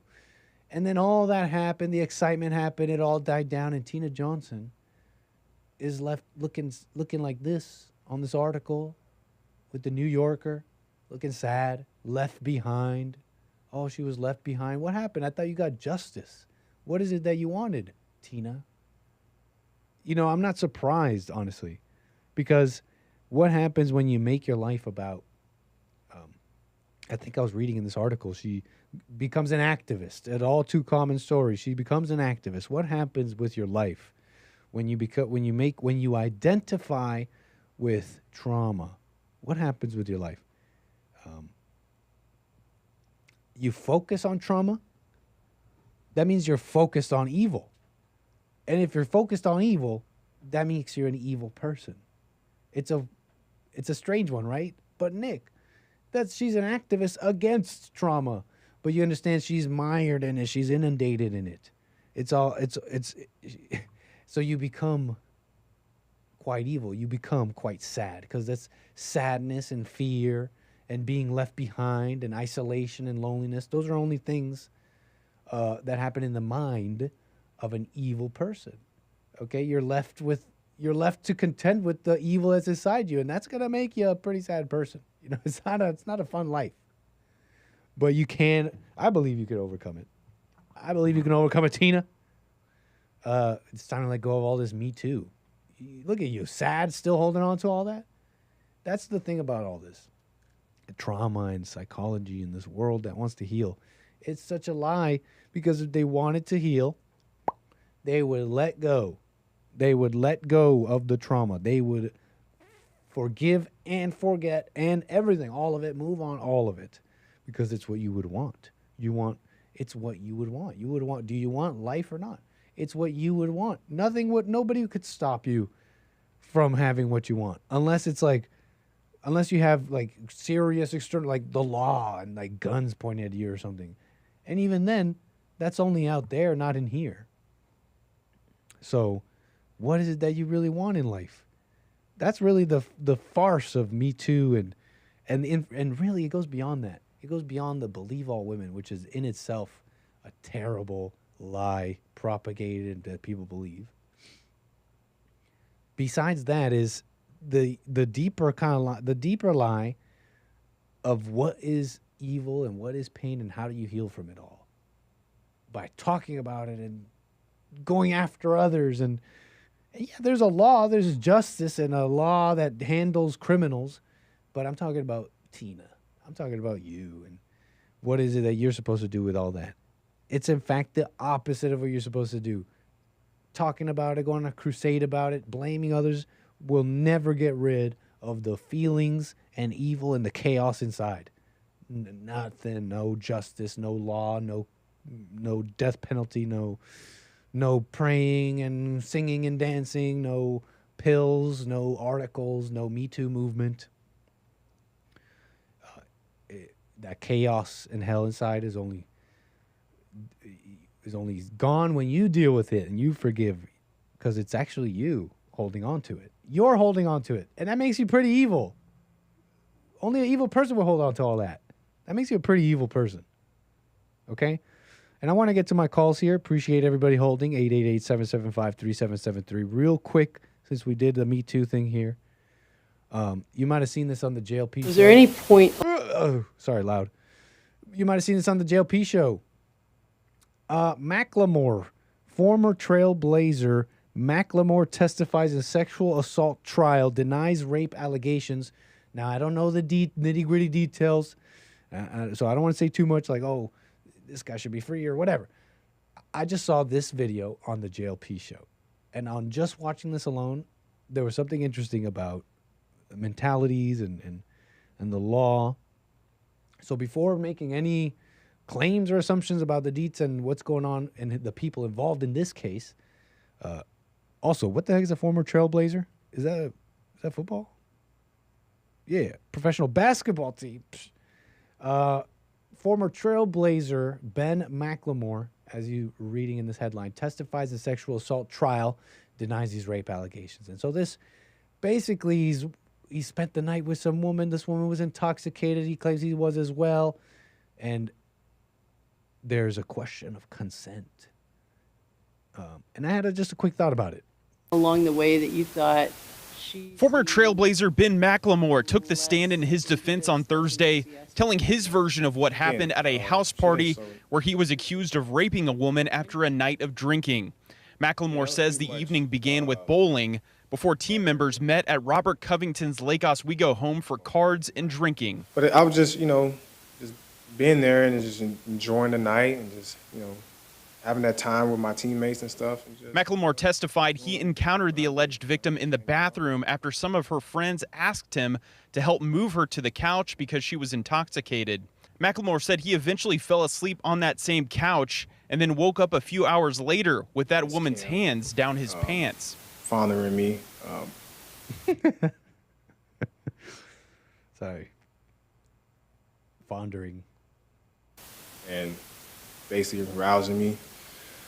So that's what pretty much woke me up. Again, I'm in deep sleep.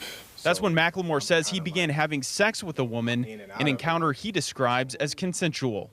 She didn't show no signs of distress or discomfort. It didn't, give me no signs at all or alertness of that. Macklemore says that he and the alleged victim never spoke with each other before, during, or after the encounter, and he left Covington's house immediately after they had sex. During cross-examination, the prosecution argued the alleged victim never consented to sex with Macklemore. You did say on direct, it was one of the most terrible things I've ever done in my life. Right. Why he said that? If he believes that it's totally consensual, why would you think that it's a terrible thing? Now, you're thinking it's because he's guilty. No, I'm either that or it's one of those things we just feel so bad for women. Even on the stand here, being accused of something by some woman. I mean, if you're this person saying what he's saying, and then you believe this woman is lying about you and trying to destroy you. You're gonna say it's a terrible thing I did. Either he's lying or it's like we really feel bad for women in a wrong way. Sex with that's just a little side note. Unconscious allegations that she's unconscious. An unconscious woman would be one of the most terrible things, wouldn't it? I wouldn't say unconscious, but that moment was me leaving without saying anything was definitely a terrible. Oh, that's the terrible part. Him leaving and it's like, oh, I just, just quick sex. I'm out of here. Wow. Okay. See, he's actually a good guy, ladies. Right? Kind of, sort of. He felt bad. He felt bad. He did. He kind of felt bad about just leaving her there. Like, oh, we just had sex, even though I woke up to you, your hands down my pants. We knew what it was. Barely knew your name. And look, leaving. Did they say it in this video? Without saying anything, was definitely a terrible one of the. The trial will continue tomorrow. Oh, maybe it wasn't in this video, but Macklemore says he began having sex at some point. Either it was in this clip or it was in a different clip that played on the JLP show. The defense, basically the story coming from the girl is that she was too intoxicated to consent. Like, that was the wording. And I just thought to myself, how can you be aware that you did not consent? That's just a strange thing. Like, awareness of it at all denotes consent. You understand? Awareness and doing something is consent, in a sense. I mean, I'm willing to hear stuff out here, but look, how can you be aware that you didn't consent? Either you were drunk, you blacked out, and you're like, wake up, you're like, and then it's like, how do you have knowledge of what happened then? One of the things that police do, law enforcement do when interrogating a person, someone who, for example, just committed a crazy crime, is they ask them they ask them simple questions like, what's your name? What date is it? To ascertain that they're in a state of mind that can make decisions. And they just ask simple questions like, what day is it today? Now, there's something deep to that because you're trying to determine mere awareness. And mere awareness is, I mean, a phrase I think I just kind of made up, but I think you're understanding me. How can you be aware of all these events and say that you didn't consent? I mean, either you were blacked out or something, or you retracted consent. You understand? It's a mess. It's such a lie. How someone could do that. But anyways, I just wanted to mention that. How can you have the awareness enough to say, I was far too drunk to consent? I mean, how could you even be aware of being that drunk to consent? Like, it doesn't make sense. So I just want to mention that. Let's get to some calls here. We got 888-775-3773. Justin Fullerton, appreciate your call. You're on the air. Hey, I appreciate you taking my call. Yes, sir. Go I ahead. think it's hard for people that, have been drinking to have ascertained whether or not they're being taken advantage of after the fact. So, what'd you say, Justin? Are you on speaker? No. Say again. Can you hear me? Go ahead. Yeah, now I can hear you. Yeah. Okay. So I'm just walking outside of my house. So I was thinking, like what you were saying about it, like if there's people that have been taken advantage of, it's kind of hard to ascertain if, they're thinking to themselves, have I been taken advantage of, because they're drunk, So that's part of the danger of doing that. As women, they should be aware. This should be something to make women aware, not to get so drunk. You can't really drink as much as men, and, if you're not protected with other family members, might not want to be drinking like that much. You know what I mean? Mm-hmm. Right, getting in those situations and all that. Especially if you're going to be drinking to where you, I guess, are going to be totally unable to distinguish any details of what happened. But that's a pretty rare thing, no? You have some details. Like you have some details of some awareness, even pretty drunk. Yeah, so like women think about having tasers, pepper spray, but they're not. There's no one in their family or friend circle that's like, hey, once you get past this point, you're not really going to be able to give consent. So what you're putting yourself into is harm's way. So you think there's a point where you could be drunk and you can't consent to stuff? You could be doing stuff and saying, yeah. Yep. You're drunk to a point and where, like, the law recognizes you as not competent. No, that's different. That's different. You're saying that the law recognizes you a certain way, fine. But you, Justin, I'm asking you, Justin, like, if you can be, if someone is drunk, you're saying that there's a point where you can drink to the point where you are unable to consent to anything. Right. It's given up. And what's that point? When you're drunk, it's the point of what? And what is that point? When do you know when you're dealing with somebody who is unable to consent to stuff? I'm talking to I'm not even talking to a person anymore. You won't be able to recognize it. So you have to have people outside of you, like your friends or your family, to help you, because if you haven't prepared for that, that's where you put yourself as a female in danger, or even as a male, but you put yourself in danger where you're not going to be remembering sometimes what you did, and the law is going to hold you accountable, even if you say, oh, I was drunk, I didn't know what I was doing, but yeah. So. All right. Yeah. All right. Thanks, Justin. You're welcome. Yeah. But I mean, the last caller and then the comment you brought up is kind of good. I was wondering, have you ever thought about doing more man on the streets, whether it's LA or Orange County, anywhere in California or even Mexico, like doing man on the streets? In Mexico? Yeah, like Mexico City had a riot recently, right? Oh. Not too far away from Los Angeles, California. And it's more Mexico and more, City? that you get out there. What was that? You said Mexico City, right? Yeah. You said Mexico City, not too far from California?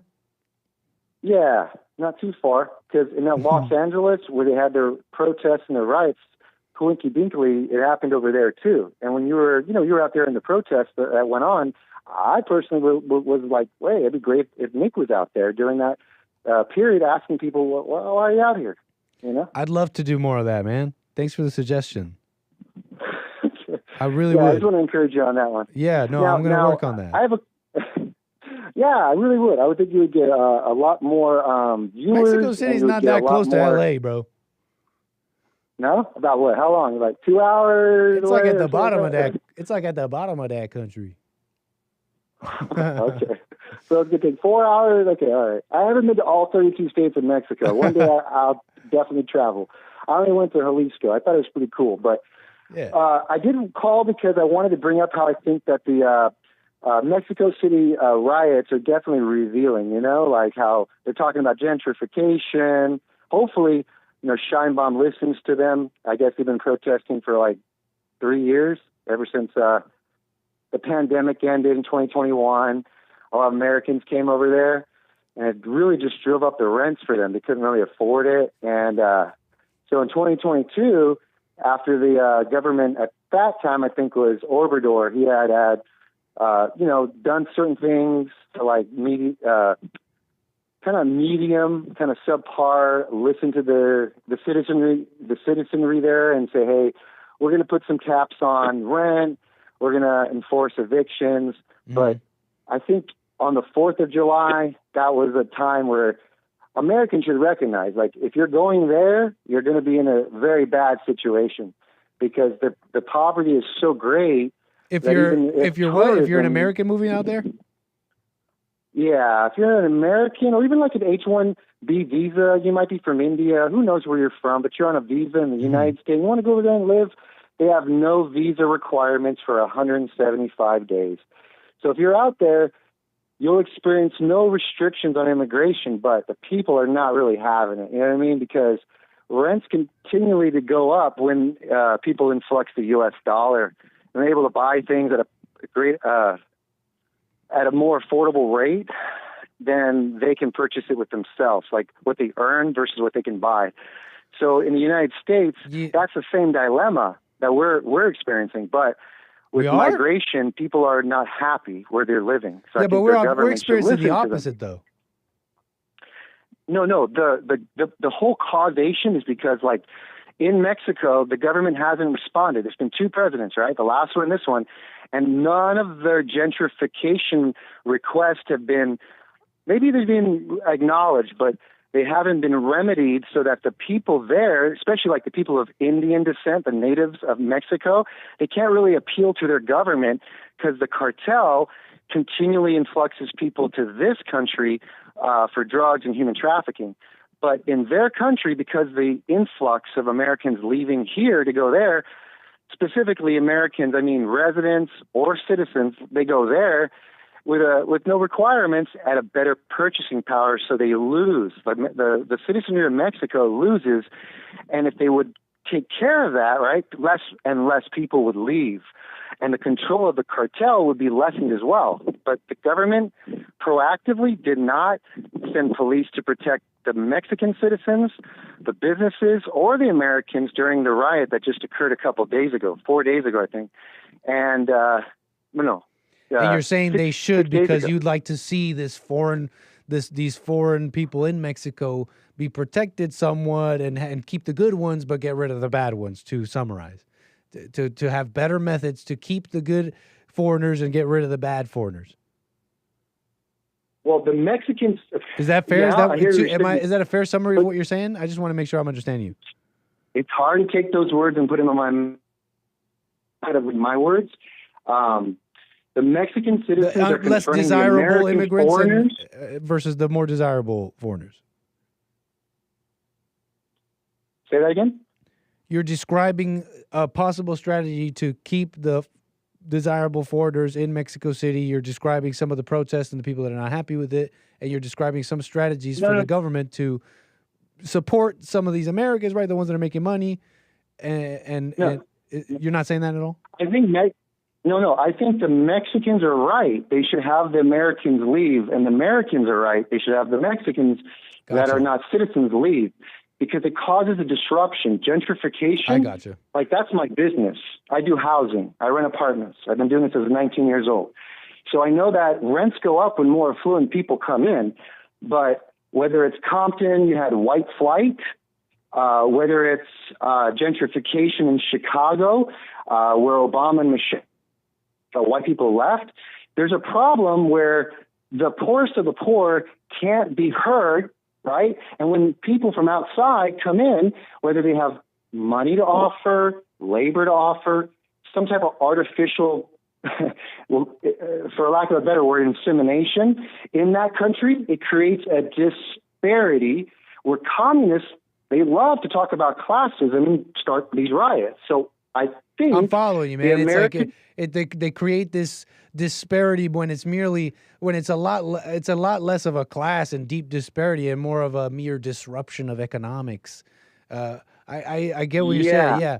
And they totally dress it up and use it as a wedge when it's really a disruption of economics. But that's why I find interesting about this conversation is here's what's a simpler, I think, question about this conversation. It's what is it about those that move to Mexico that they're making the area better? What is it about them? Because you're saying it happens both ways, but it's actually the details are important here because it's actually the opposite. It's the opposite of gentrification here. Those people coming here, they create worse areas and make it worse, and yet the people here, the Americans, the white people, they go down there and they make better areas. What is that? That's what I want to know. Because it's not. They don't come here and gentrify, right? They don't come here to gentrify, do they? Looking for an opportunity. Yeah, but do they come here and gentrify? No, not until they're assimilated. There's no gentrification. You have to be part of a society, and so the people in Mexico, right? They're totally right. I was going to say because it boils down to Mexican government. You screwed up. They totally their people to be proactive. Things like I said, gentrification. Back in 2022, right after the pandemic, when a lot of Americans that had remote jobs were leaving and they live wherever they want to live, they totally failed to be proactive about those type of things. And they're more reactive in Mexico, the government, as a response to endangering essentially their own people and the Americans down there. I mean, it's a total mess. And it's on them. If you listen to the people, how would you? I was going to ask, how would you like to see this? If it was up to you, how should it go down? So first and foremost, the governments are held accountable to provide the housing, to provide the food, production, but up to the workers to work it. So if you migrate outside your country, whether you are an employer or you're an employee, if you artificially do that, right? There needs to be some type of retribution and a taxation back into the American pool of money. Otherwise, stay where you're at and hold your governments accountable. That's why we kicked out the biggest colonialists, the British, from our country. We also kicked out the Spaniards, and all the British and all the Spaniards have a very bad situation in their country. There's also gentrification. tourism jumps over there today like never before. So it poses a problem there. So their empires are gone. Their colonies are gone. The remnants of their colonies exist, and that's why their people are mad. But by moving people around and doing all this and that for money, it is only going to hurt each and every individual in their own respective countries. So don't move, but hold your government accountable to correct iniquities that are apparent and make sure it's known, because you can't blame the foreigners in America. You can't blame them that come here, and in Mexico, you can't blame the foreigners that come there for a better life. Whatever the reason the government. You're absolutely right on that, man. Yep. And Until you're the saying, people rise up, until their own governments, they will not be heard. and it's not the even an people's iniquity. voices. If I may add to what you're saying, it's not even like, hey, government, this is an inequality that you have to deal with. These people have these acutely brought up in a short time frame, acutely brought up the GDP of this area, blah blah blah. It's displacing my abuelita. It's not even an iniquity. Put it like this: it's just a local population fending for what they want, their interests, and that's how the world works. It's interests, and they go up against each other, and let's see how it rolls out. I guess you'll come up with your here's a real quick solution. And how it should be. Just to say it here, but then real it's quick. like I the think interest. if you Yeah, took go a ahead. homeless person, Real quick, because we got to go. If you took a homeless 30 seconds or less. You took a homeless person, he's sleeping there at a Ralph's parking lot, wherever, LA, Orange County, somewhere in California. He wakes up next morning, guess what? He's in Mexico City. Do that. Send those people there, the homeless, and send back all the Americans that are rich that you don't like. That's what I think should occur. You feel me? Say, Justin, right on, man. I'm with it. Right, sir. Well, Appreciate anyway. making me think about a few things, sir. Call me again. All right. Jesus is Lord, and I wish you well. Thank you, Justin. Call me again. All right, folks. That's the show. 888. Oh, no, that's it. No more number. Let me do real quick super chats because we got to go. Punchy TV's coming up. Make sure you don't miss it. Punchy TV. Thank you, Aries, for the back-to-back diamonds. MF. Thank you, Harmony, with the back-to-back union dues. Thank you so much, all the supporters. Thank you for the ridiculous amount of coffees here, Anonymous. Thank you, someone with all those coffees. All my Rumble viewers, my members who are supportive here on Rumble. Other than that, thank you so much, all the support. I got to go for real now. Punchy TV coming up. Don't miss it. We'll be live. Talk about this, talk about that. All right, folks, for real now. I got to go. Say goodbye. Take care. Brush your hair. Hold on. And that's it from me. Take care for real. Bye. See you tomorrow.